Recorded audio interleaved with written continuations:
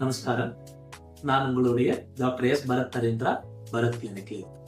பெண்களுக்கு கருத்தரிக்கிறதுல பல பிரச்சனைகள் வரக்கூடும்.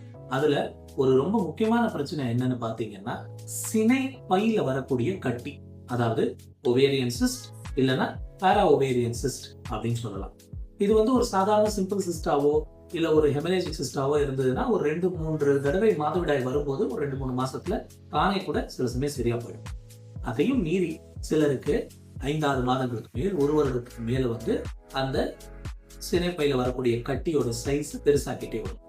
அப்படி வரக்கூடிய கட்டி சில சமயங்கள்ல எண்டோமெட்ரியோசிஸ், அடினோமயோசிஸ் சொல்லக்கூடிய மற்ற சில பிரச்சனைகளோடைய சேர்ந்து கட்டி வரும்பொழுது சாக்லேட் சிஸ்ட் அப்படின்னு சொல்லுவோம்.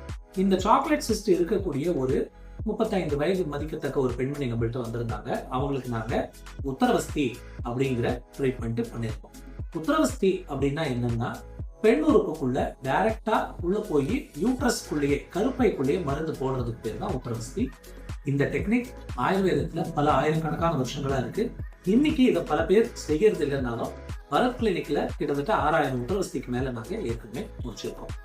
இந்த மாதிரி செய்யறதுனால ஒரு 8 நாள் தொடர்ந்து அவங்களுக்கு இந்த வைத்தியத்தை செஞ்ச அப்புறமா ஒரு 15 நாள் கழிச்சு அவங்களுக்கு ஸ்கேன் எடுத்து பார்க்கும்போது ஒரு 5 சென்டிமீட்டருக்கு 6 சென்டிமீட்டர் இருந்த ஒரு சாக்லேட் சிஸ்ட் சரியாயிடுது.